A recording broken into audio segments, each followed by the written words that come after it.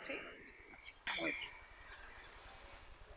Muy bien, pues bienvenidas y bienvenidos. Damos inicio a esta mesa, la tercera mesa y segunda de debate.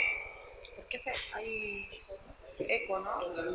Hay que apagar alguno, ¿no? Hola. Ah, vale, perfecto. Esta es la parte técnica que no nos informaron. Entonces, damos inicio a esta segunda mesa redonda del noveno Simposio Internacional en Didáctica de las Ciencias Sociales en el ámbito iberoamericano. Y por mi vinculación a la Universidad de Barcelona, que hospeda este simposio, y como miembro del grupo DIGEX, me toca hacer los honores de presentar esta mesa, la cual de alguna manera también es una mesa que considero muy estimulante y un gran desafío por algunas razones operativas. Como sabéis, originalmente estaba previsto que viniese la doctora Epstein, pero como ya Joaquín ha comentado, por un imprevisto de último momento no ha podido acompañarnos. Por lo tanto, hemos tenido el deber de repensar un poco el objeto de esta mesa, o tal vez no repensar el objeto, pero sí el carácter que iba a tener. Y hemos decidido arriesgarnos y hacerla un poco camaleónica y también crítica. Hemos pensado plantearla desde un punto de vista más problematizador, más de debate, que de certezas y de afirmaciones. Solemos estar acostumbrados a escuchar, ¿no?, cómo debemos enseñar ciencias sociales y resultados de investigación, pero creo que la oportunidad que nos ofrece el cambio de modalidad de esta mesa justamente apunta a una reflexión sobre la propia didáctica, que era lo que originalmente íbamos a hacer con la doctora Epstein, pero que ahora hacemos hacia la didáctica. En un inicio esta mesa fue pensada de una manera especial y de una manera que permitía esta flexibilidad, por lo tanto tampoco nos salimos un poco del guión que habíamos pensado. Por tanto, la hemos retitulado Debates y reflexiones a partir de la obra de Terry Epstein. Y aquí voy a hacer un pequeño inciso, porque como el nombre, bueno, permite aventurar, todas las reflexiones que se planteen desde aquí y las preguntas que se hagan hacia la didáctica nacen desde la revisión de la obra de la doctora Epstein. En ningún caso defienden al 100% su postura, porque la única que puede defender su obra es ella, pero sí que su obra es muy sugerente para abrir toda una serie de debates y de problematizaciones, de cuestionamientos que en este espacio quisiéramos indagar. Esta mañana hemos tenido el privilegio de escuchar al doctor Brickman y hace unos momentos atrás también el honor de contar con la doctora Sánchez y con el doctor Roberto Fernández, ¿no?, hablándonos sobre la naturaleza del conocimiento científico. Se cuestionó un poco, ¿no?, la idea de, bueno, de verdad, de ciencia, de lo que debe ser el conocimiento que transmitimos en las aulas, y creo que en esta línea el debate que nos propondrá los miembros de esta mesa pues aportan un poco a las preguntas y a las respuestas que nos dieron los ponentes anteriores. Y en este marco quisiera recordar un hecho que no es menor a la hora de hablar de la didáctica de las ciencias sociales en España, y es que hay una larga trayectoria de experiencias de innovación pedagógica y de renovación pedagógica que ya cuestionaron hace muchísimos años la forma de enseñar historia, ¿no? Tenemos una serie de grupos que siguen siendo aún muy vigentes, ¿no?, como el Germanía 75, entre muchísimos otros. Aún está, por ejemplo, muy vigente con el grupo que publica Conciencia Social, que debaten sobre estas cuestiones y que aquí hay muchos miembros presentes, ¿no? Pero ese camino que se impulsó desde las aulas, en algún momento, aproximadamente hace 20 años, comenzó a formalizarse en grupos de investigación, entre los cuales el DIGEX formó parte de este conglomerado, ¿no?, de equipos que se dedicaban a hacer un poco más científicas estas experiencias de aula, o como mínimo ser una plataforma de sistematización de estas experiencias. Y ellos abrieron un camino. Todas estas experiencias abrieron un camino, sentaron las bases para una disciplina que podemos decir que es referente en Iberoamérica, porque ciertamente somos una realidad que tiene departamentos propios, que tiene líneas de investigación doctoral propias, que no la tienen muchos otros países de Europa. Pero estamos en una tesitura en la cual es necesario repensar muchas cosas. De hecho, las luchas, si pudiésemos decirlo de alguna manera, que impulsaron estos grupos de renovación pedagógica y que se consolidaron en la generación de grupos de investigación eran otras, ¿no? El contexto histórico era otro y las demandas sociales eran otras. Y hoy vivimos una sociedad totalmente distinta. Se hablaba de que el problema era la falta de información, hoy sabemos que no es así, ¿no? Y por tanto el rol que tienen las ciencias sociales pues también tiene que preguntarse algunas cosas. Entonces, en esta mesa, debates y reflexiones a partir de la obra de Terry Epstein, intentaremos abrir este debate, no dar respuestas, sino que plantear preguntas. Y en este sentido es un gran honor para mí presentar a los dos miembros que componen esta mesa, gente con la que venimos trabajando hace un tiempo y a quien tengo especial cariño, y que creo que han hecho un trabajo espléndido en la revisión de la obra de la doctora Epstein, justamente para poder contribuir a la epistemología de la didáctica de las ciencias sociales, y los presentaré individualmente a cada uno. A mi derecha, la doctora Velati, profesora de la Universidad de Barcelona, miembro del grupo DIGEX, doctora en didáctica de las ciencias sociales, que ha realizado muchísimas investigaciones en relación a la ciudadanía, en relación al pensamiento histórico, a la conciencia histórica. Y a mi izquierda, el doctor Jorge Ortuño, profesor de la Universidad de Murcia y doctor en Historia Moderna, medieval, perdón. También investigador en el campo de la didáctica de las ciencias sociales y que viene también a plantear inquietudes en esta línea de equilibrio entre la disciplina y la enseñanza. Entonces ahora, ya que he presentado a los ponentes, me toca explicar un poco la dinámica de esta mesa que es tan especial. En primer lugar, habrá una pequeña contextualización que dará lugar a unas preguntas. La contextualización la harán principalmente la doctora Velati, pero también con algunas posibles intervenciones del doctor Ortuño.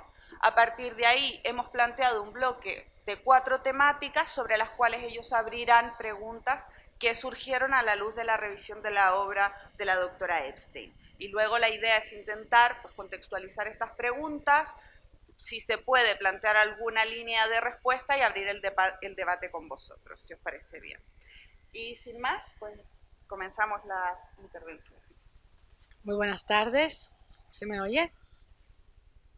Muy buenas tardes. Muchas gracias, doctora Sáez, por darme la palabra. Para mí es muy confortante tener al lado en esta mesa. Le agradeceré mucho que me ayudara a controlar el tiempo, a moderar este elemento. Es un placer para mí poder compartir esta mesa después de tantos meses de trabajo por separado con el doctor Ortuño, revisando minuciosamente pues, el trabajo de la doctora Epstein para poder compartir con ellas puntos de vista, y ahora nos encontramos a compartirlos juntos y con la audiencia aquí presente.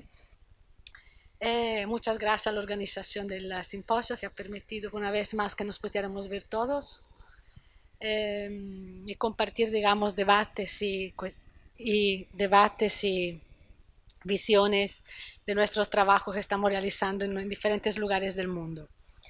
Tal como ha ido explicando la doctora Sáez, esta mesa se había pensado de otra forma, de una forma ligeramente diferente de las que se han ido viendo a lo largo pues, de la mañana y de la tarde, pero no tan diferente que la ponente principal no estuviese aquí ahora. Entonces, pues a las 24 horas de tener noticias que por motivos de salud no podía atender, pues con el doctor Ortuño y la doctora Sáez nos hemos un poco reinventado y reestructurado este trabajo, entonces tengan clemencia con nuestras posibilidades, ¿no?, de estructura.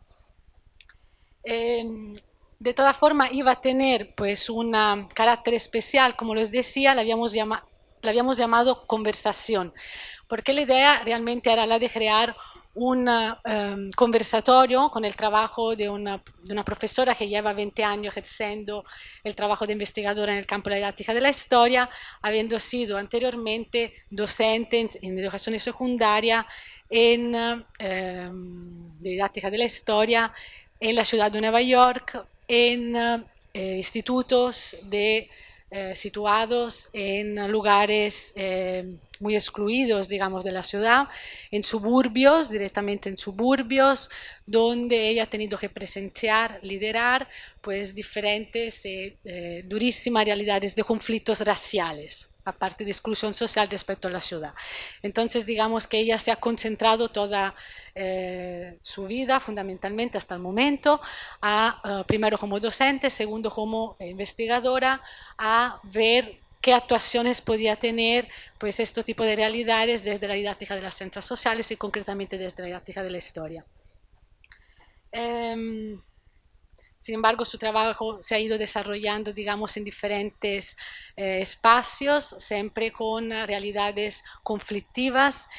Por ejemplo, pues ha estado haciendo el doctorado en Brasil, en las favelas, ha estado trabajando en Nueva Zelanda con realidades pues, de exclusión social en comunidades indígenas, en relación, digamos, a lo que es realmente la actividad pues, común de la escuela.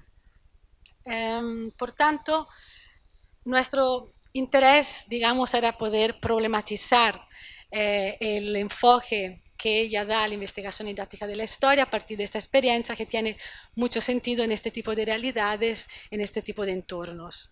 Y ver, pues, discutir, comprender este enfoque en la cual ella se posiciona de una forma muy clara desde hace unos años y que llama pues enfoque social, cultural y crítico. Recientemente ella escribe edita junto a la doctora Carla Peck, que es una profesora que también he tenido el placer de conocer en una estancia que tuve hace unos años en la Universidad de Huddersfield en Manchester, una profesora doctora en didáctica de la historia también docente en historia, en educación primaria previamente. La doctora Carla Peck, junto al doctor Epstein, editan este libro, lo voy a leer, Teaching and Learning Difficult History in International Context.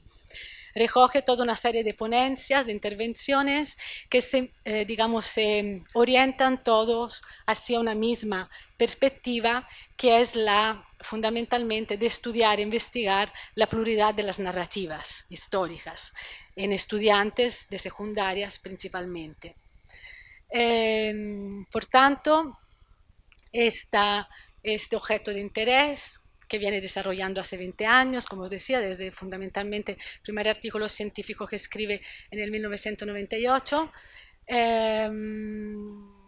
se recogen toda una serie de trabajos que se orientan hacia este enfoque que ella define, en la cual se defiende enfoque social, cultural y crítico, que es un enfoque que ella viene marcando y diferenciando respecto a lo que ha sido, según ella, predominante en las discusiones en el ámbito de la didáctica de la historia, que es el enfoque disciplinar. Cierto, cuando leemos literatura inglesa, en lengua inglesa, es difícil a veces traducir ciertos conceptos. Luego con el doctor Ortuño nos hemos medido también qué significa para ella enfoque, este enfrentamiento entre un enfoque social, cultural y crítico y un enfoque disciplinar, ¿no?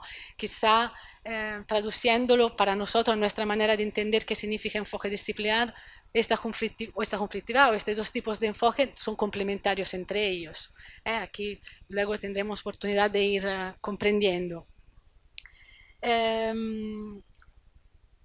La intención desde esta perspectiva es poder estudiar posibles narrativas enfrentadas que se pueden originar entre los estudiantes, entre los profesores, enfrentadas entre ellos, enfrentadas con la narrativa hegemónica, la narrativa económica institucional.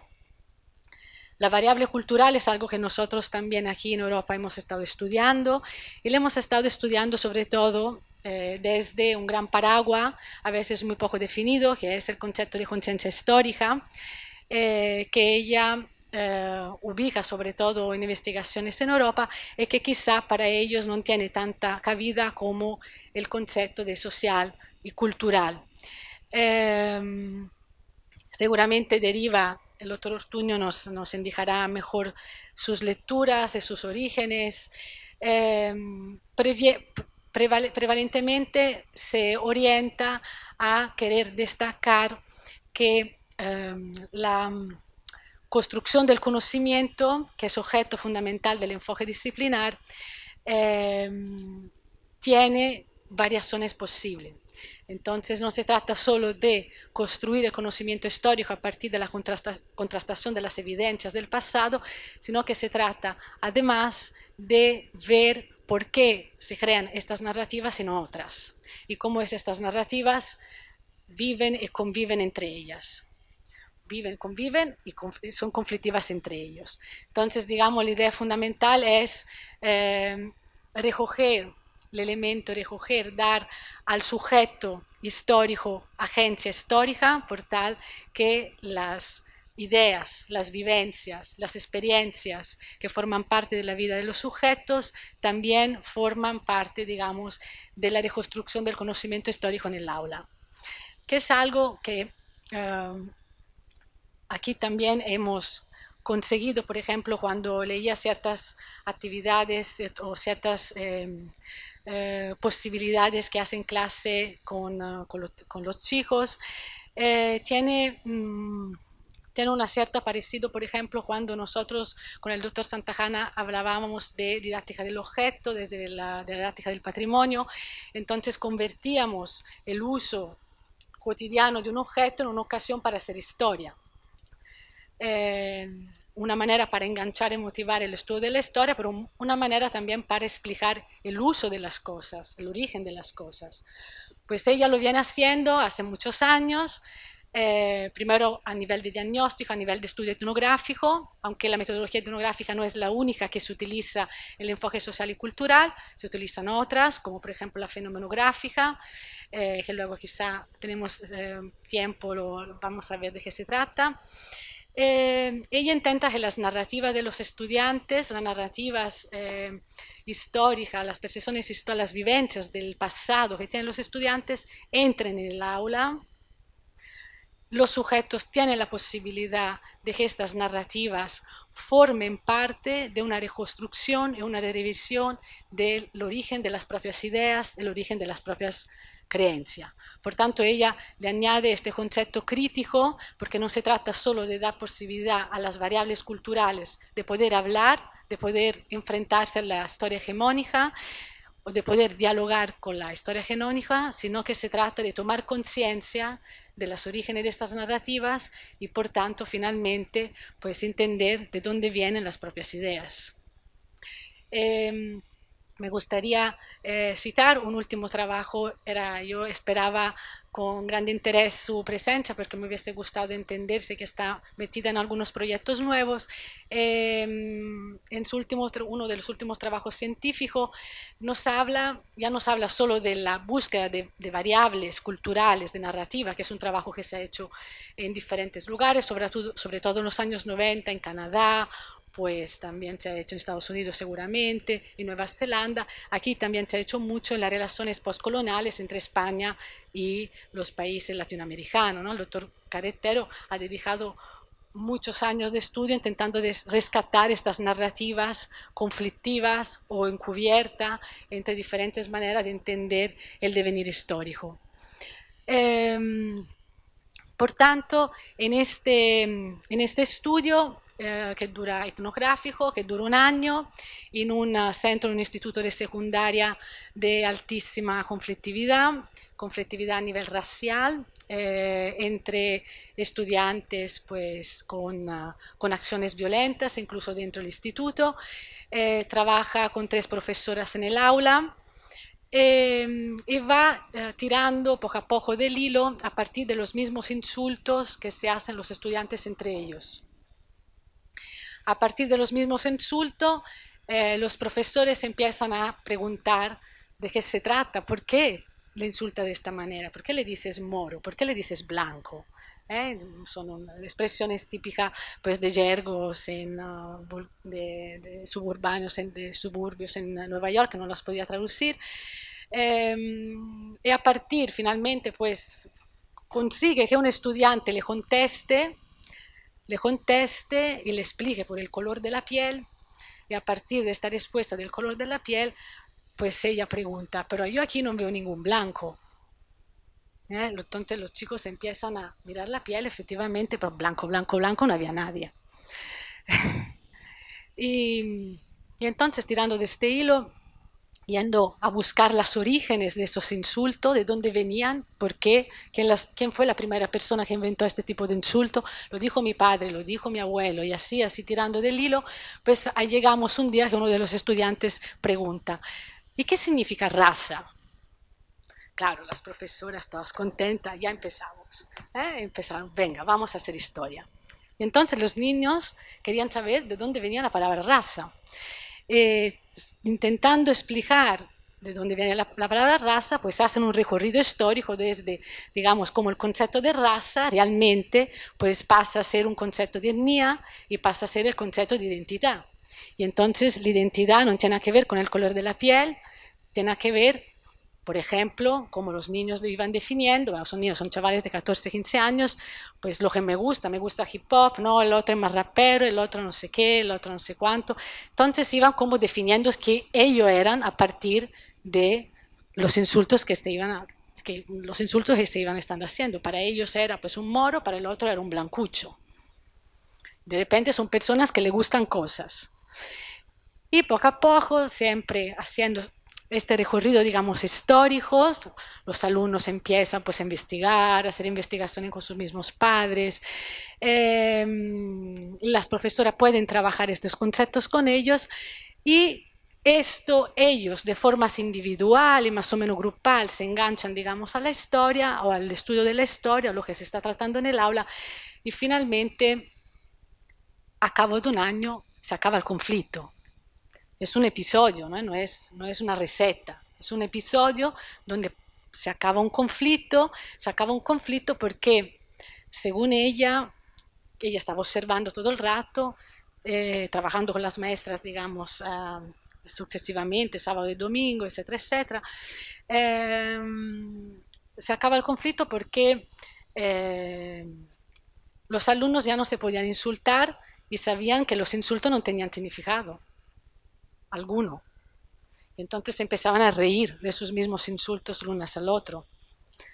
Esto es una investigación que ella realiza, por eso también me hubiese gustado saber si esto seguía pues adelante y si había tenido fruto. A lo mejor es un episodio, a lo mejor una circunstancia, no es científicamente demostrable que esta sea la fórmula para acabar el conflicto racial, pero es como una manera que yo he explicado de una forma muy narrativa qué es lo que fundamentalmente habías hecho en el aula y lo que había funcionado.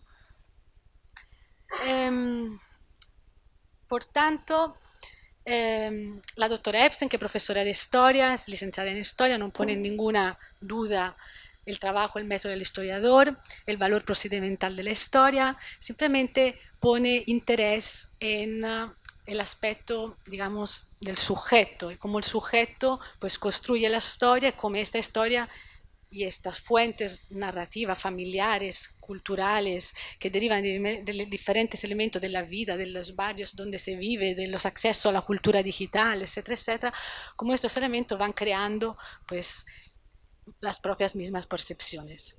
Vale.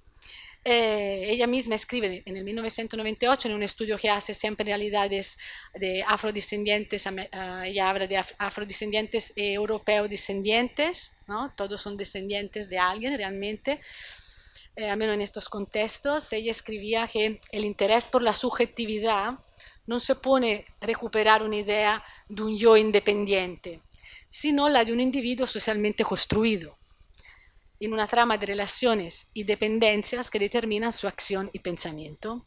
Entonces pone justamente el acento en esta posibilidad de que no se trata solo de construcción del conocimiento científico, sino que se trata también cuántos tipos de conocimientos científicos podrían haber en función del contexto, el entorno en el que nos encontramos, en el que se genera, digamos, este conocimiento. Bueno, no me extendo más, entonces, para no quitar. Ella habla, nosotros estamos escuchando mucho, leyendo mucho historical thinking, ¿no? Pensamiento histórico.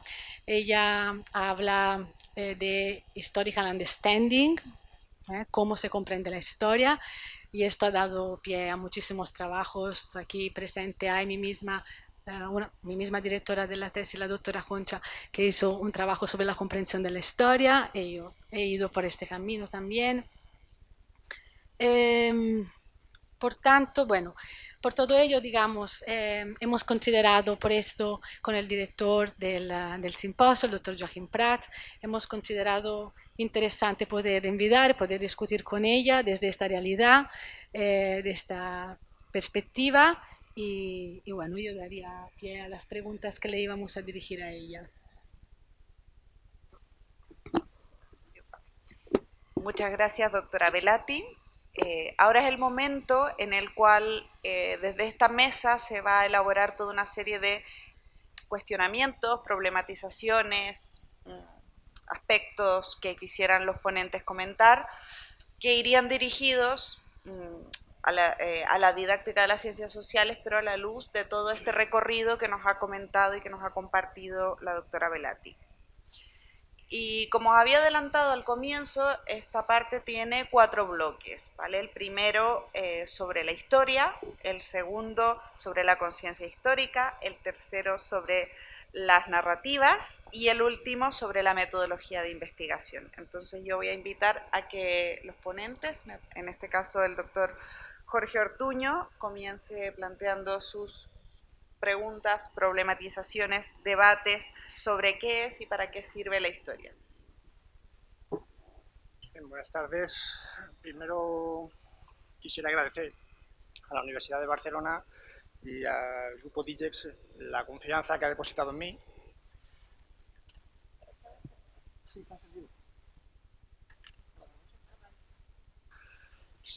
repito, quisiera agradecer al grupo DIGEX la confianza que ha depositado en mí por participar en esta mesa, y lo bien que me tratan, lo bien que me han tratado todos estos años, y las amistades que he podido desarrollar, que realmente hacen gratificante el trabajo en el ámbito académico y le dan sentido. Pues gracias a esa amistad pues han surgido numerosos debates, como que aquí proponemos, las conversaciones mantenidas con Hilaria y con Isidora y con Concha sobre lo que es la historia, es lo que al fin y al cabo nos da un poco sentido y nos permite ir avanzando.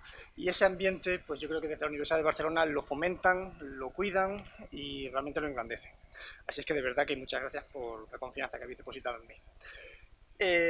A tenor, ya por centrarme un poco para no divagar demasiado, lo que vamos a hacer, o al menos lo que intento, es enfatizar lo que ya se ha comentado. Nosotros aquí no vamos a defender las posturas de Terry Epstein, porque Terry Epstein habla por sí misma y tiene su obra, y de lo que se trata al fin y al cabo con el recorrido que vamos a hacer aquí es incitar a su lectura, buscar las respuestas o los argumentos que ella pueda dar, y nosotros simplemente nos vamos a circunscribir a intentar contextualizar e intentar ver por qué se hace ella ese tipo de preguntas o de dónde provienen y qué justifican los enfoques que ella pueda tomar.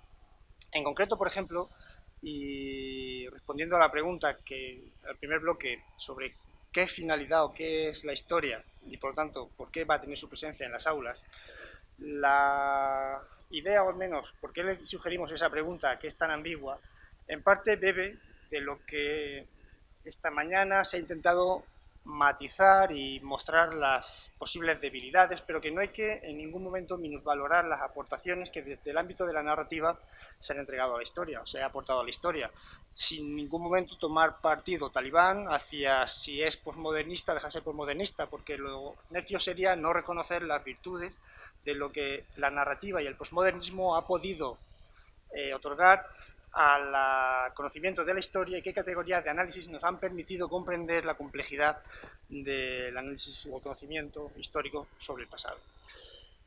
¿Por qué digo todo esto? Pues porque la doctora Epstein parte en todo momento sobre el análisis de las narrativas. Y las narrativas tienen una fundamentación fundamental en historias. Esta mañana hablábamos del método y hablábamos de la necesidad de que exista una realidad. Sería absurdo negar que existe una realidad, que es ese pasado. Nosotros no nos la podemos inventar. Pero también sería un poco inconsciente negar las particularidades que tiene ese propio objeto de conocimiento, que es el pasado. Cuando nosotros nos acercamos a ese pasado para analizarlo, tenemos que tener en cuenta que el pasado es vasto, es enorme, es inaprensible.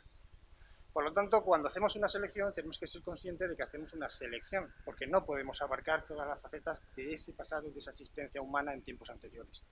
En segundo lugar, tenemos que tener en cuenta que el pasado son acontecimientos, pero esos acontecimientos nos llegan a nosotros a través de narraciones, y nosotros no podemos reproducir todos los elementos que definieron o dieron lugar a ese acontecimiento. Solamente podemos contestar a esa narración que tenemos sobre el pasado mediante otra narración. Por lo tanto, es ahí donde estriba entender la fundamentación de esa narración para intentar ver la solidez del argumentario, pero nunca podemos volver a reproducir las condiciones que dieron lugar a esos acontecimientos. En tercer lugar, otro de los elementos que genera la problemática para acceder a la historia es que nosotros, a diferencia muchas veces de la memoria individual, no hemos sido testigos de los acontecimientos. Nosotros tenemos que confiar en ojos ajenos, que nos cuenten lo que pasó en esos acontecimientos, precisamente también a través de una narración. Por lo tanto, tenemos que introducir un nuevo elemento, que será el concepto de segundo orden famoso sobre el concepto de evidencia o prueba, lo que dote a la historia de un elemento propio y particular, porque la selección de los elementos que se establezcan en un discurso es el que le va a dar sentido y valor a ese acontecimiento.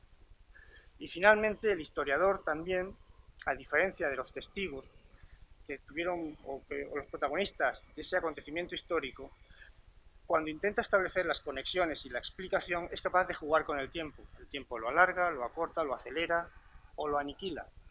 Los propios testigos algunas veces no fueron conscientes de las repercusiones que sus actos podían tener. Sin embargo, el historiador, a posteriori, sí que es capaz o establece unas conexiones que, vuelvo a repetir, no necesariamente tuvieron que ser el origen o la intención de los protagonistas de esos acontecimientos. Por tanto, tenemos que esa característica propia del objeto de estudio hace que la narración sea un elemento fundamental y que ella le preste esa atención al elemento discursivo, a esas narrativas históricas. Luego, también es fundamental para entender por qué la historia es importante y el apego que nosotros y también la doctora Epstein tienen, y es porque en todo momento ese discurso que se genera sobre un acontecimiento del pasado en realidad es una interpretación del mundo presente. Esos discursos que nosotros nos hacemos o construimos del pasado son para entender la realidad en el mundo que vivimos. Esa necesidad de preguntarnos, de problematizar y de buscar respuestas a experiencias en el pasado también es un elemento fundamental que ha existido siempre en periodos precientíficos y científicos de la historia, pero que hoy en día siguen teniendo la misma vigencia y le dan carta de naturaleza a la historia para que esté presente en los ámbitos educativos. Esa importancia que tiene el discurso y de dónde proviene, teniendo en cuenta en la sociedad del conocimiento en la que vivimos, esa sociedad red, ese acceso a la información, genera un problema que la doctora Epstein ha analizado y de forma muy interesante, y es el hecho de que el conocimiento está descentrado. Hay multitud de elementos para acceder a esa información y a ese conocimiento. Ya no hay unos únicos elementos de referencia que puedan justificar. Hay un acceso a la información bestial. Pues bien, analizar cómo los individuos acceden a esa información y el valor que le otorgan la carta de autoridad que le dan es uno de los elementos fundamentales que también la doctora Epstein ha realizado en su trabajo. De hecho, en su libro del año 2009 sobre el análisis de las narrativas, es interesante comprender o analizar cómo diferentes grupos étnicos le dan un valor diferente a la fuente de información de la cual reciben la información. Dígase, por ejemplo, libros de texto. Mientras las comunidades blancas entienden el libro de texto como una fuente de verdad, las comunidades negras lo consideran básicamente como un elemento de dominio de poder, y la fuente de autoridad a la cual le dan valor porque reciben información que transforman en conocimiento suelen ser otro tipo de elementos, comunidades familiares, la comunidad cívica o documentales elaborados por su propio, como ellos lo llaman, grupo étnico. Por lo tanto, es interesante entender en esta sociedad del siglo XXI, dinámica, problemática y diversa, donde un acceso a la información es brutal y cómo se configuran las narraciones, porque es necesario entender de dónde proviene esa información y cómo se articula. Y otro de los elementos fundamentales, que está tremendamente relacionado con los elementos que estamos viendo a continuación que justifican la presencia de la historia, es básicamente también por un elemento que ha existido siempre en la historia y que hoy en día no deja de estar, por mucho que le pongamos el calificativo de científica, y es que la historia se utiliza como elemento fundamental, no único, pero sí un elemento básico y fundamental para la creación de identidades. Y esa creación de identidad y el acceso a esa información del pasado, esa interpretación, es lo que le va a dar un sentido determinado. Eso da pie a lo que es la introducción del concepto de cultura, porque básicamente lo que se hace es ver cómo esas distintas comunidades, llámese nación, llámese grupo étnico, llámese religión, o llámese lo que queramos, interpreta, transmite y transforma ese pasado. Ese tipo de elementos y esa problemática es la que justifica, en cierta manera, toda la presencia de la obra de Terry Epstein sobre el análisis de narrativas y la importancia del enfoque sociocultural, que justifica un poco esa pregunta tan ambigua, tan amplia y tan algunas veces absurda. ¿Por qué va a ser importante? Depende del contexto. Muy bien, muchas gracias, doctor Ortuño. Y ahora comenzamos con las problematizaciones del bloque 2. Doctora Velati, ¿qué podrías decir sobre la... Para esto, ella escribe, resume en este último libro que le iba citando, la conciencia histórica. ¿Se me oye? La conciencia histórica como el eje fundamental de los estudios, como lo decía anteriormente, de la variable cultural. La conciencia histórica, anticipo un poco algunas preguntas que venían después de nuestro guión. La conciencia histórica, fundamentalmente, a mí me gusta mucho una definición que hace, digamos, uno de los historiadores españoles, ¿sí? Españoles, el doctor Fernández, el doctor Sánchez Marcos, que hablan de conciencia histórica como, digamos, común para empezar a todas las comunidades, y es la manera en que todo ser humano, toda comunidad humana transfiere valores, virtudes, normas del pasado hacia el futuro, a partir de, digamos, preocupaciones del presente. Digamos, tiene que ver con el ser mismo del ser humano, es decir, el ser humano se mide siempre con temas de tiempo y de temporalidad. Por tanto, la conciencia histórica es algo que tenemos innato cada una de nuestras comunidades, que nos diferencia, digamos, de otros tipos de comunidades de seres vivos, y a la capacidad de dar significado a este pasado a partir de preocupaciones del presente para poder proyectarnos en el futuro y garantir, pues, mejores posibilidades o calidades de vida, de alguna forma.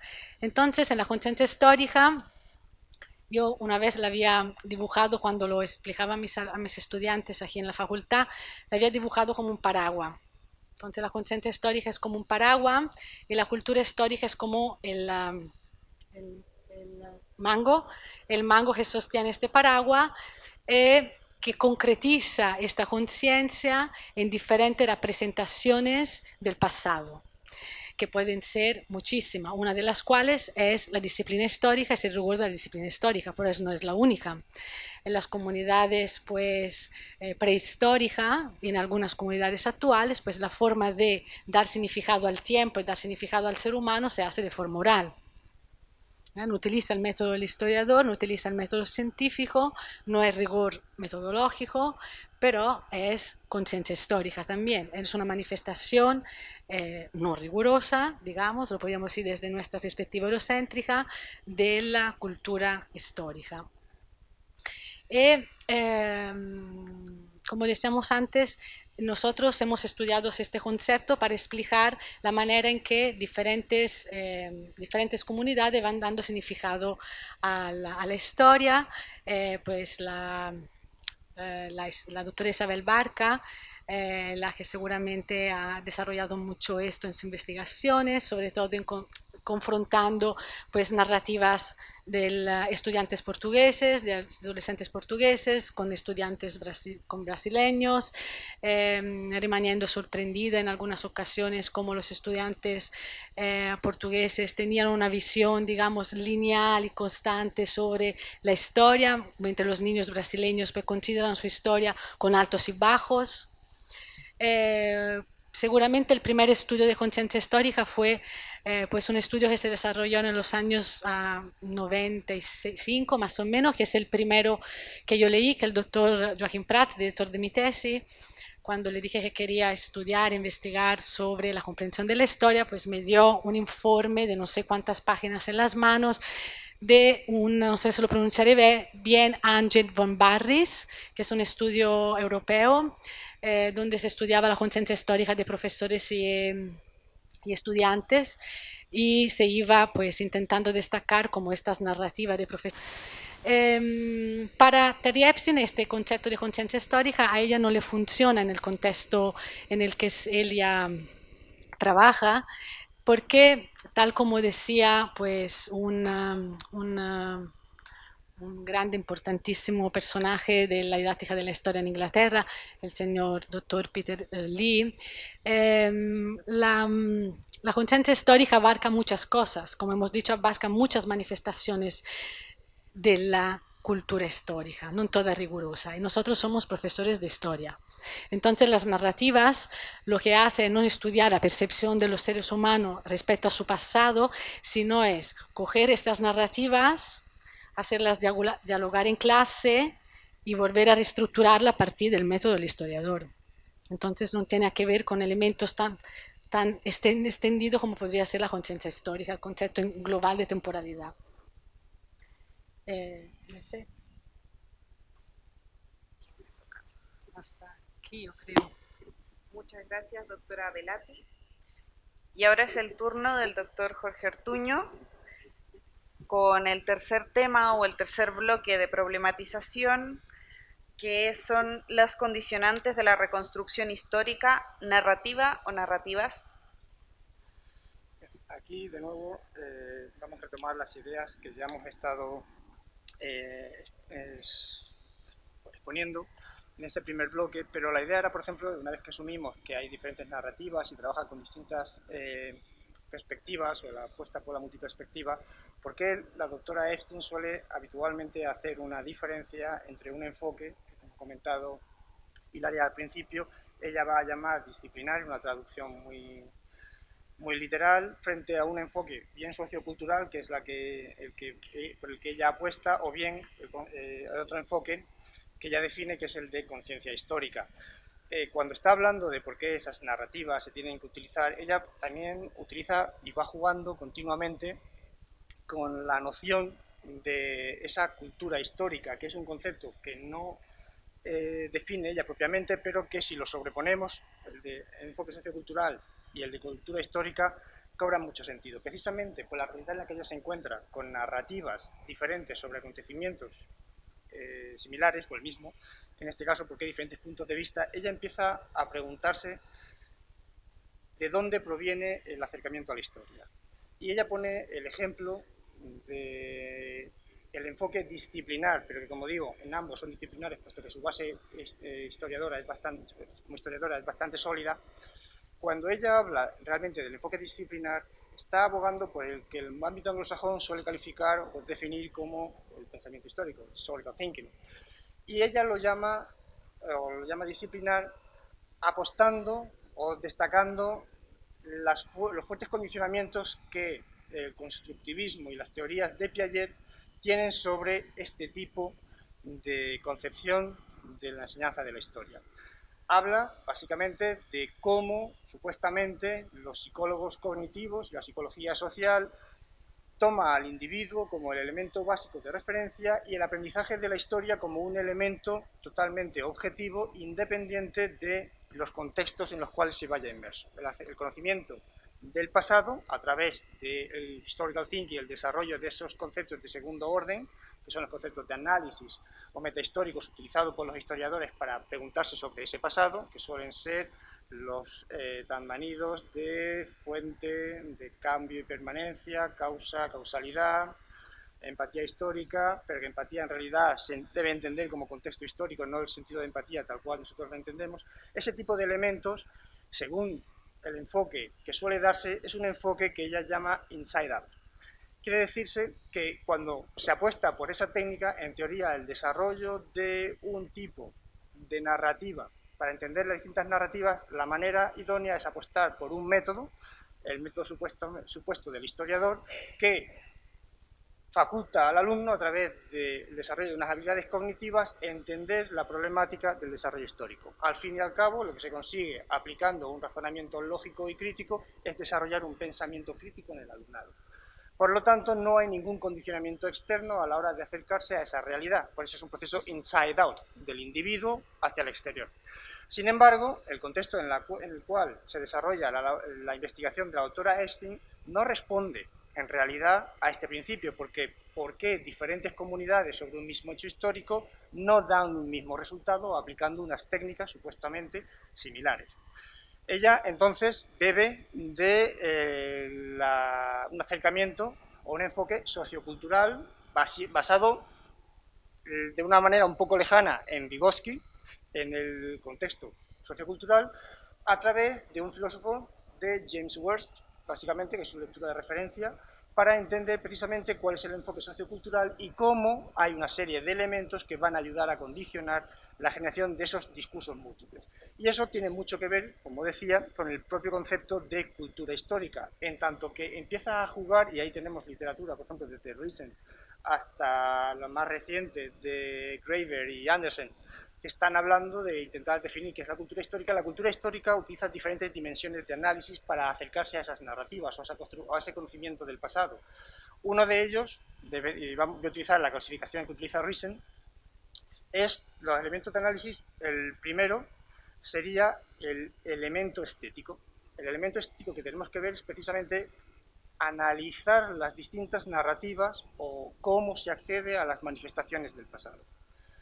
Eso ya nos da una idea de cuáles son los distintos mensajes que va recibiendo, y llámese en contextos formales o informales, llámese una conmemoración o llámese una novela histórica o como sea. El siguiente elemento de análisis es el elemento político, y ese elemento político es básicamente entender cómo distintas instituciones de poder ayudan a definir o a marcar un tipo de discurso sobre el pasado, introduciendo una variable que sería el de memoria colectiva, que no tiene nada que ver con el concepto de ciencia o la historia como método, estableciendo una clara diferencia. Es decir, el momento en que se utiliza la política o se introducen las instituciones de poder, esas instituciones de poder básicamente tienen una finalidad muy clara en el uso de ese discurso histórico, y básicamente van encaminadas a la configuración de un sentimiento de identidad. Y en tercer lugar estaría lo que es el discurso, digamos, cognitivo, o el elemento cognitivo. El elemento cognitivo es cómo acceden los alumnos, o desde qué perspectiva acceden a las narrativas. Básicamente, en varios autores, este tipo de clasificaciones sobre la cultura histórica, con diferente nomenclatura, pero coinciden. Utilizando esa perspectiva que va más allá de las capacidades cognitivas del alumno, que se pueden medir a través de una progresión, que es lo típico que se utiliza en el ámbito anglosajón, utilizando esta perspectiva mucho más amplia de qué elementos socioculturales condicionan el discurso, la doctora Epstein le da la vuelta y empieza a analizar lo que sería un sistema outside-in. Es decir, lo interesante para entender cómo se generan los discursos del alumnado es entender los elementos del contexto que intervienen en él. Eso le permite entender y a dar sentido a lo que son ese tipo de distintas narrativas. Y luego introduce un elemento que también es muy interesante, y esta mañana ha surgido, es decir, ¿cuál es la finalidad de por qué utilizamos ese tipo de elementos? ¿Qué valores éticos o morales puede haber en este tipo de uso de la historia? Y ella utiliza, hablando de por qué se utilizan diferentes enfoques o cuáles son las potencialidades, el enfoque inside-in o el de pensamiento histórico supuestamente desarrolla unas habilidades de pensamiento crítico. Ese pensamiento crítico es lo que permitiría formar una ciudadanía crítica y por lo tanto supuestamente responsable. Pero esos elementos tampoco dan exactamente una respuesta a la doctora Epstein en su narrativa, en tanto que ese tipo de elementos no garantiza realmente un uso de la historia, porque aquí se cambia el elemento también otra vez de análisis de cómo podemos valorar los valores éticos, y lo retomo con la intervención de esta mañana. Los valores éticos, la moral, que están presentes en los discursos históricos, son elementos ajenos a la historia, tienen valor por sí mismos. Sin embargo, cobran corporidad precisamente en un contexto temporal. Y ese contexto temporal es el que, en fin y al cabo, va a condicionar nuestra acción. Por lo tanto, la unidad de análisis que tiene el enfoque sociocultural es la acción, y la acción mediada. Por eso se utiliza un estudio o un enfoque etnográfico, que supongo que ahora hablaremos, que permite entender todo el proceso, no como un resultado final, que sería la habilidad del alumnado, sino entender cómo se genera, se gesta y cómo actúa o condiciona nuestra acción la interpretación que hacemos del pasado. Y todo este tipo de elementos beben, como decía al principio, de la teoría sociocultural, en este caso de Webster. Y básicamente esto es un poco lo que justifican las investigaciones de Webster. Muy bien, muchas gracias, doctor Ortuño. Finalmente, doctora Velati, bloque 4. ¿Qué metodologías en la investigación de la didáctica de la historia se deben utilizar? ¿Para qué? A ver,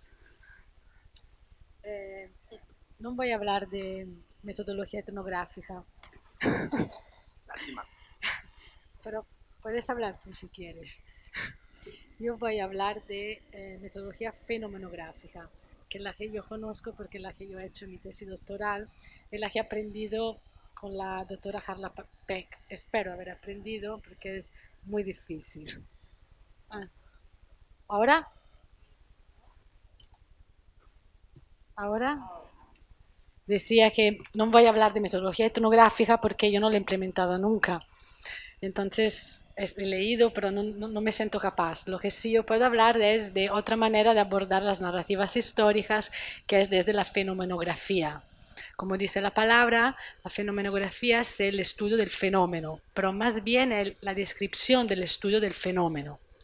No tiene la pretensión de estudiar como la fenomenología, de interpretar el fenómeno tal cual es, sino la misma, no tal cual es, sino la misma, no quiere aislar, digamos, el fenómeno de su contexto de una forma tan aséptica, sino lo más adecuado, según la doctora Carla Peck, es estudiar el fenómeno tal como es. Por tanto, plantea una serie de ejercicios con los estudiantes donde el ejercicio mismo es parte de la investigación. La manera en que un estudiante se encuentra a hablar de historia sin haberlo tenido que hacer nunca en un examen, para ella esto es el fenómeno a estudiar.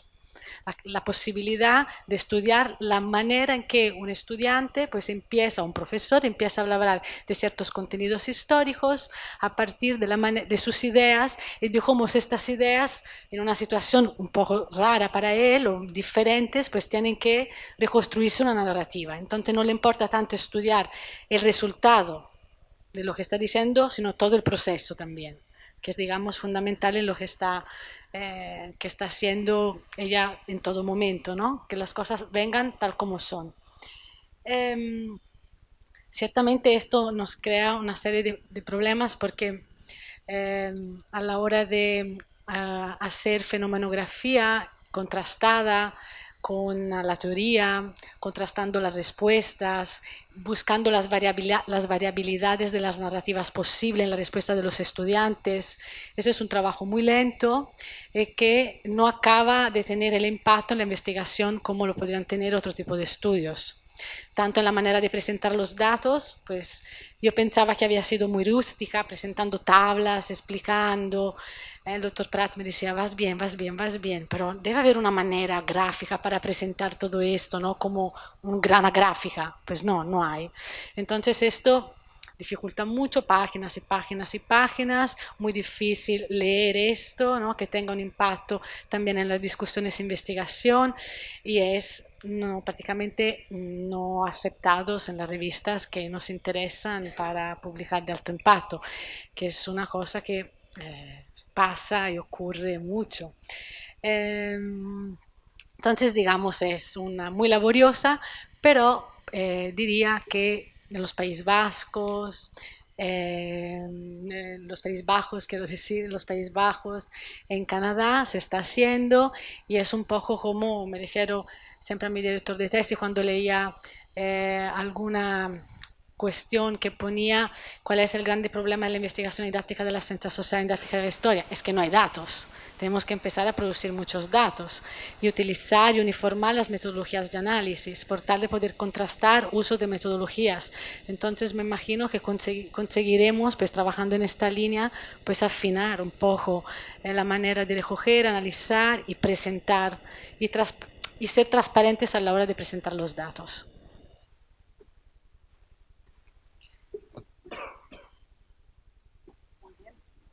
No se oye, ¿no? Ahora sí. Muy bien, pues creo que la intervención, la presentación un poco de la obra de la doctora Epstein y estos 4 bloques, ¿no?, que nos llevan desde el propio sentido del objeto didáctico de la historia, ¿no?, la historia, hasta las metodologías para su aproximación, pues son muy sugerentes y nos invitan a reflexionar sobre muchísimas cosas, pero no es el momento ahora para que las planteemos nosotros, sino que ahora tenemos unos minutos pues para que ustedes tengan la palabra y pues, planteen preguntas, debates, ideas. O sea, la idea de esta mesa no era dar respuestas, sino que más bien plantear preguntas. Así es que no sé si hay alguna pregunta para los ponentes, reflexión, problematización. Si no hay, yo tengo. Oh.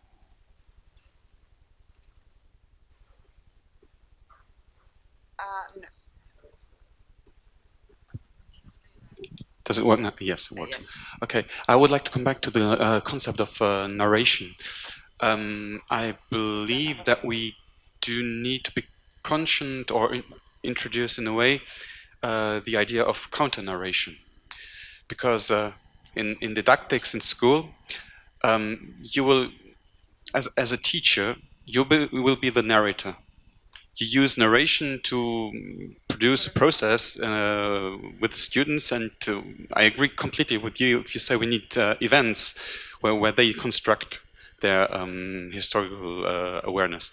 The problem is that with the discussions we had this morning, teachers or people teaching are often being seen as someone bringing a new narration into the conscience of the students. A narration they don't know, and which is part of them is see it as a counter narration towards their truth they know. I give an example. I had a student with a Persian background telling the whole class, well, the Jews are it's the fault of the Jews that we're in this situation. The world is in this situation, and the class didn't have a basic historic narration concerning the history of the Jews, so I had to catch it up and to work on the events before in history. But what happened then is that when I was outside the class, the guy was continuing. So we're in a situation of opposite narrations, which are being seen as counter narrations, reacting to some truth they have. And it needs a whole lot of work. And for me, it's just the fact of being conscient as a teacher that there are counter narrations or multiple narrations. I had another similar example where we had students, not students, pupils, saying in Luxembourgish, using a French word, I translate now, I will Jew you. So they used the word Jew as an insult, but they weren't aware at all about it. So you have to be conscious as a teacher that there are narrations and contexts about groups that are not in the class, because before you were talking about groups that were in the class. I mean, you were talking about whites or blacks, but if you talk about minorities or people that are not in the classroom, it's very hard, in my opinion, to get an approach to the problem, because you cannot create a discussion, but you have to go back and take time to make what you were saying, coming to events, showing, that's what I did actually, showing the attacks on the Jews through history. So we went through all those events to understand where I came to the writing of the how is it, the of Zion. I don't find the word anymore, written by the Russians. So the construction of the myth that the Jews were at the situation of the world. So we developed an eventual approach, and afterwards it was the class taking up a counter narration to the position of the boy. Now comes the next problem. He sees himself in a minority situation and sees himself attacked. So we need to reintegrate the situation where we need to explain where his position comes from. Tell me, what do you need? Not to radicalize him. So it's a whole work in the whole class, which takes really a long time to put this up point by point. I just want to come back to this concept of counter narration, which can be positive when it's done by us as teachers. We develop a counter narration which is necessary, but which also can be seen as an attack to a position of one of the pupils.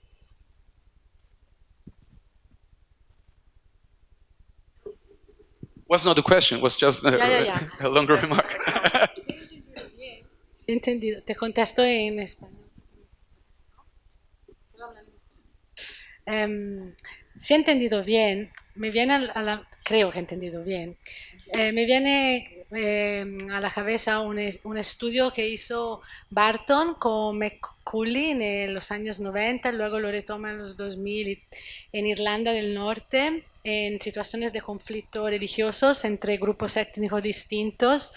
En escuelas que vienen creada una apuesta del Estado para crear una visión conciliadora entre las dos visiones. Ahora no recuerdo cómo se llaman, community school o no recuerdo. Son escuelas propias donde de propósito conviven pues cristianos y protestantes en la misma escuela. Entonces tienen un currículo de integración, los niños tienen que ir a la escuela juntos, lo hacen desde que son pequeños, entonces lo hacen muy bien. Cuando salen de clase, los padres no se tocan. Cuando salen de la escuela, los niños no juegan juntos y hay conflictos igualmente fuera en las clases. Entonces el McCull quedaba como sorprendido, ¿cómo puede ser si la escuela está apostando por este tipo de narrativa, porque luego en su vida sigue siendo igual? En las clases todos así, escuchando el discurso, y luego fuera nadie juega con nadie. Incluso violencia, o sea, la violencia no había acabado, seguía. No sé si era algo que comentabas.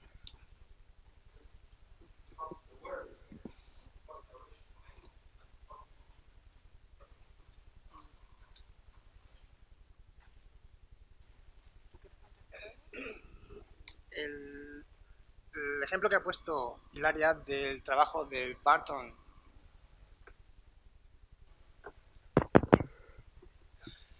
el ejemplo que ha puesto Hilaria de Barton y Macaulay en Irlanda del Norte, Epstein lo utiliza también para justificar la importancia de los enfoques socioculturales y cómo elementos externos a la escuela influyen en la idea que tienen los alumnos, que no solamente es la imagen que podemos creer que lo que hacemos en la escuela tiene una importancia, que los alumnos van a saber historia por lo que aprenden en la escuela, es un elemento más. El ejemplo que Epstein pone es, en Estados Unidos, los alumnos esperan un tipo de narrativa en el cual hay una sensación de progreso, donde los valores americanos permiten avanzar la sociedad desde las cavernas hasta el mundo, hasta el punto en el que ellos están. En el ámbito de Irlanda del Norte es una sociedad, el ejemplo que ellos ponen es el conflicto, donde hay unas comunidades con unos enfrentamientos muy fuertes, y allí, por ejemplo, supuestamente el enfoque científico del pensamiento histórico, donde intenta crear multiperspectivas, ayuda al alumnado. El mismo ejemplo, o un ejemplo parecido, donde se intenta mostrar la multiperspectiva, la pluralidad, la empatía en Estados Unidos, sobre comunidades blancas y negras, un ejercicio de un año, vio que los alumnos sí que habían modificado ligeramente esa visión teleológica sobre el desarrollo de la historia, pero no dejaba de modificar las grandes estructuras mentales que los alumnos traían dependiendo de los grupos étnicos. Dicho de otra manera, el peso cultural seguía definiendo, a pesar de una enseñanza crítica y de pensamiento histórico con contraste de fuentes, la apreciación del alumnado, hasta el punto de que sí que reconocían de que los blancos no habían sido tan malos y que los negros, además de víctimas, también tuvieron una capacidad de acción como agentes históricos, de reacción y de autoafirmación, pero en ningún caso reconocieron las comunidades afroamericanas que había blancos que empatizaban con el sentimiento de las comunidades afroamericanas, ni blancos que hablaban de la violencia o exterminio que pudieron haber provocado en los campos del sur. Dicho de otro modo, los grandes elementos culturales y las influencias siguen pesando a pesar de los enfoques supuestamente más metódicos o menos. ¿Qué ocurre? Que es un trabajo duro, es un trabajo que exige tiempo, es un trabajo que se enfrenta muchas veces con el diseño curricular, muchas veces enciclopédico. Ese tipo de elementos, luego, ante las dificultades que tienen los profesores o puede tener el sistema, es mucho más fácil acudir a las narrativas maestras que meternos en ese tipo de enfrentamientos que exigen, además de un replanteamiento total y absoluto por parte del alumnado, de sus capacidades o de la propia concepción de la historia, que es uno de los elementos que se definen como cultura histórica según Graeber y Anderson, pues es mucho más sencillo utilizar esas narrativas maestras, porque también exige una formación específica por parte del profesorado que muchas veces no tiene. ¿Se oye? ¿No? Es que yo creo que este bicho no va. Ahora sí. Bueno, que a la luz de lo que comentaban mis compañeros de mesa, bueno, me recordé de un ejemplo que vi que creo que es muy gráfico, puede sonar muy tonto y cotidiano, pero creo que ejemplifica muy bien lo que pasa a nivel de construcción de la narrativa y de la cultura y cómo también esta cultura se reproduce. Y recuerdo que entrevistaban a una serie de cocineros tipo Roca, Adrià, ¿no? De altísima gama de la cocina, ¿no? Referentes internacionales, premios, etcétera, y les preguntaban si la tortilla de patatas iba con cebolla o sin cebolla, si les gustaba la nocilla o la Nutella. Y no hubo ninguno que no refiriese al lo que comía de pequeño, lo que hacía mi madre, lo que hacía mi abuela. Daba igual si era con cebolla, sin cebolla, si era Nutella o nocilla. Lo importante era la experiencia vital que habían tenido. Y esto me lleva también un poco a recoger una propuesta que creo que puede ser interesante y que a mi juicio podríamos integrar para el análisis y la comprensión de los fenómenos sociales en la didáctica de la historia, que es la perspectiva del materialismo cultural de Raymond Williams, porque justamente él tiene unos conceptos teóricos y analíticos que permiten entender cómo toda esta cultura se va reproduciendo, pero a partir de todas estas múltiples inputs, tanto personales, familiares, locales, de narrativas globales, que al final son los que nos llevan a tener una determinada forma de esperar una clase, de que los padres esperen una determinada educación, los profesores a reproducirlos y los estudiantes pueden hacer lo que les dé la gana fuera, ¿no? Que reproducen su propia cultura. No sé si tenemos 2 minutos. Si alguien más quiere hacer una intervención muy breve, porque luego tenemos las mesas de comunicaciones, y con esto ya vamos cerrando esta sesión. A mí me parece muy interesante cómo se está terminando la tarde, porque yo recordaba, durante todo el transcurso me he acordado de Durkheim, del viejo Durkheim, que hace tanto tiempo nos dijo que la educación era un hecho social. Pero también me he acordado de otro sociólogo. Yo creo que la sociología también nos da una serie de pistas que son tremendamente interesantes, ese concepto que ha salido acá de esa herencia cultural familiar, por ejemplo, o del hábitus que tienen los estudiantes, o el regalo que nos hace Duvet más recientemente con el concepto de la experiencia educativa. Yo siento que en este ámbito y en este campo de acción de lo educativo, donde estamos incluidos las ciencias sociales, naturalmente que intervienen, y yo llamaría un poco también a revisar esa sociología de la educación que nos permite como visibilizar un poquito más el fenómeno educativo de manera mucho más holística, mucho más global y no tan parcialmente. Porque claro que nuestros estudiantes tienen una herencia cultural familiar. Imagínate, Bernstein nos habla de códigos lingüísticos y cómo estos códigos lingüísticos van a mejorar o impedir, posibilitar o inhibir una cuestión fundamental en el aula que tiene que ver con la comunicación. Y claro, ahí hay estudios muy interesantes que nos demuestran que podría ser cualquiera la propuesta didáctica que pueda tener el profesorado, pero si el canal de comunicación, ¿cierto?, no es coherente con lo que necesita y por lo tanto no hacemos un trabajo situado en un contexto determinado y muy específico, naturalmente que cualquier propuesta didáctica queda desfasada. Entonces yo celebro que estemos cayendo en aquellas miradas que son un poquito más holísticas, que no solo tiene que ver con la mirada de la historia propiamente tal, sino que con lo que ocurre en la escuela. La historia no es independiente de la escuela ni de los contextos de los niños, tampoco es independiente de la cultura que también se transmite a través de esta herencia cultural familiar, pero al mismo tiempo de esa historia oficial, ese relato y esa narrativa oficial que viene de la escuela. En la escuela hay mitos, hay ritos. En la escuela chilena, por ejemplo, hay ritos como unos actos cívicos. Les estamos entregando allí a los estudiantes un conjunto de información y una forma incluso de ver la vida, de cómo ordenarse o desordenarse, a partir de los ejemplos que ustedes entregaban de estudios realizados en otros lugares. Por ejemplo, nosotros tenemos casos como que la narrativa de la escuela es muy inclusiva, sin embargo, los estudiantes se pelean fuera de la escuela. Y cuando le decimos por qué se pelean fuera de la escuela, dicen, no, pues yo estoy fuera de la escuela. Entonces, esto no es la escuela. Entonces, la escuela se permite... Hay una narrativa en la escuela que no solo tiene que ver con el discurso profesorado, tiene que ver con una herencia cultural familiar, con código de distintos agentes, en los cuales yo diría que acá hemos pasado un poco colados. El discurso del profesorado es fundamental.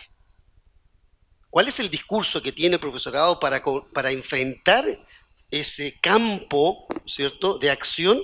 Yo diría que ahí nosotros tenemos que hacernos cargo, porque les cuento que en materia de formación ciudadana, por ejemplo, los estudios que nosotros hemos hecho en Chile demuestran que hay profesores y profesoras de mi país que cuando enfrentan el aula de clase piensan que los que están sentados van a ser todos gobernados y no gobernantes.